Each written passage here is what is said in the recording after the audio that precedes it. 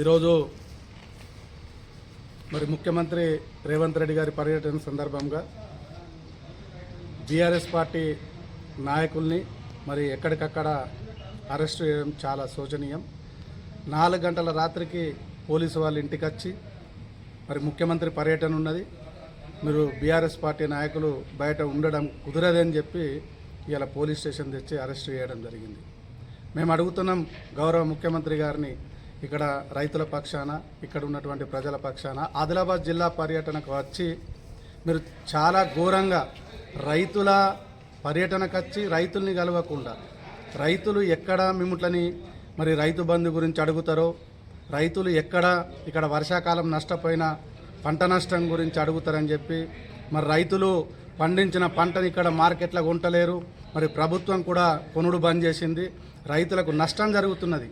రైతులు ఎక్కడొచ్చి మరి ముఖ్యమంత్రి గారిని రైతుల పంట కొంటలేరని చెప్పి నిలదీస్తారని చెప్పి ఈరోజు 24 గంటల కరెంట్ ఇయ్యక కూడా రైతులకు అనేక కష్టాలు జరుగుతున్నాయని చెప్పి రైతులు మరి ముఖ్యమంత్రిని నిలదీస్తారేమో అని చెప్పి ఈరోజు కాంగ్రెస్ ప్రభుత్వం ముఖ్యమంత్రి భయపడి ఈరోజు బీఆర్ఎస్ పార్టీ నాయకుల్ని అరెస్ట్ చేయడం జరిగింది. ఎందుకంటే రైతుల పక్షాన వీళ్ళు ఉంటే రైతులు ఖచ్చితంగా ముఖ్యమంత్రిని నిలదీస్తారన్న భయం ఈరోజు కాంగ్రెస్ ప్రభుత్వంకు పట్టుకున్నది. మరి దురదృష్టం, ఇక్కడ ఉన్నటువంటి బీజేపీ పార్టీ ఎమ్మెల్యే మరి బీజేపీ పార్టీ ఎంపీ ఇక్కడ రైతులు పడుతున్న కష్టాలు, రైతులు పండించిన పంటని కాంగ్రెస్ ప్రభుత్వం కొంటలేదు, అటు సెంట్రల్ గవర్నమెంట్ కొంటలేదు. మరి రైతులకు 24 గంటలు కరెంట్ రాక రైతులు అనేక కష్టాలు పడుతున్నారు. మరి ఇలా రైతులకు రైతు బంధు రాక అనేక ఇబ్బందులు పడుతున్నారు. ఇలా రైతుల పంటలకు వేసుకుందామంటే యూరియా దొరుకుతలేదు.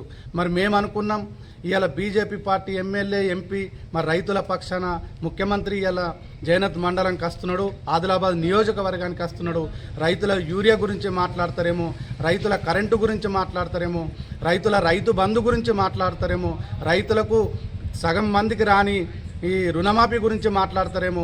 మరి రైతులకు పంటలు కొంటలేరు కాబట్టి రేపు రాబోయే రోజులు ఇప్పుడు జొన్న వస్తుంది, శనగలు వస్తాయి, తొగళ్ళు వస్తాయి. ఇలా సోయాబీన్ని పూర్తిగా కొనని కాంగ్రెస్ ప్రభుత్వం రేపు మరి మన శనగల్ని కొనాలా, తొగల్ని కొనాలా. మరి ఈ పంటల్ని కొనిపించేందుకు ఇక్కడ ఉన్నటువంటి ఎమ్మెల్యే ఎంపీ రైతుల పక్షాన మాట్లాడతాడేమో ముఖ్యమంత్రితో అనుకుంటే దురదృష్టం.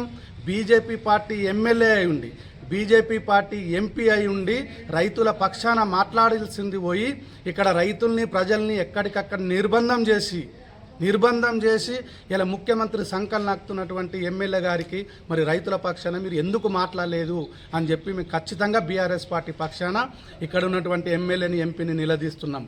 ముఖ్యమంత్రి గారు మీరు కూడా ఆదిలాబాద్ నియోజకవర్గానికి వచ్చి సంక్రాంతి పండుగ అంటే రైతుల పండుగ, కనీసం రైతుల కష్టాలు ఏమున్నాయి తెలుసుకున్నటువంటి మరి ముఖ్యమంత్రివి ఈ పర్యటనకు వచ్చి రైతులకు ఒరిగిన లాభం ఏందని చెప్పి ముఖ్యమంత్రిని కూడా బీఆర్ఎస్ పార్టీ తరఫున ప్రశ్నిస్తున్నాం. మరి రాబోయే రోజుల్లో మీరు ఒక్కసారి సిగ్గనిపించాల ముఖ్యమంత్రి గారికి, ఇక్కడ ఉన్నటువంటి ఎమ్మెల్యే ఎంపీ గారికి. అది గౌరవ బీఆర్ఎస్ పార్టీ ముఖ్యమంత్రి చంద్రశేఖరరావు గారు ఉన్నప్పుడు మంజూరు చేస్తే జోగు రామన్న గారి కృషితోని దాదాపు 1200 కోట్లతోని ఇలా చెనాక కొరట బ్యారేజీ అది పూర్తి దశల 99% పూర్తి దశలో అయింది. ఇంకా కొంచెం 1% 2 సంవత్సరాలే మీ ప్రభుత్వం వచ్చి కొంచెం నిధులు కూడా విడుదల చేయకుండా జోగు రామన్న గారు కట్టించిన ప్రాజెక్టుని మీరు ఇలా ఇనాగ్రేషన్ చేసేందుకు మరి ముఖ్యమంత్రికి, ఎమ్మెల్యేకు, ఎంపీకి సిగ్గనిపించలేదేమో అని చెప్పి మేమైతే బీఆర్ఎస్ పార్టీ పక్షాన అంటున్నాం. జోగు రామన్న గారు కట్టినటువంటి చెనాక కొరట బ్యారేజీని ప్రారంభించే హక్కు మీకు లేనేలేదు. కనీసం ఆ బ్యారేజీ ద్వారా ఎన్ని వేల మంది రైతులకు నీళ్ళు వస్తాయో తెలియని ఇక్కడ ఉన్నటువంటి ఎమ్మెల్యే, ఎంపీ, ముఖ్యమంత్రి ఈరోజు ఆ ప్రాజెక్టుని ప్రారంభించడం, అది రైతులు లేకుండా అక్కడికి రైతుల్ని రానియకుండా రైతుల్ని నిర్బంధించి రైతులను నిలదీస్తారని చెప్పి రైతులను ఎక్కడికక్కడ అరెస్ట్ చేసి బీఆర్ఎస్ పార్టీలను అరెస్ట్ చేసి ఈరోజు జోగురామన్న గారు నిర్మించినటువంటి చెనాక కొరట బ్యారేజీని ఏదైతే ప్రారంభించిందో మరి గౌరవ ఎమ్మెల్యే, ఎంపీ, ముఖ్యమంత్రి గారికి రైతుల పక్షాన మేము హెచ్చరిక చేస్తున్నాం.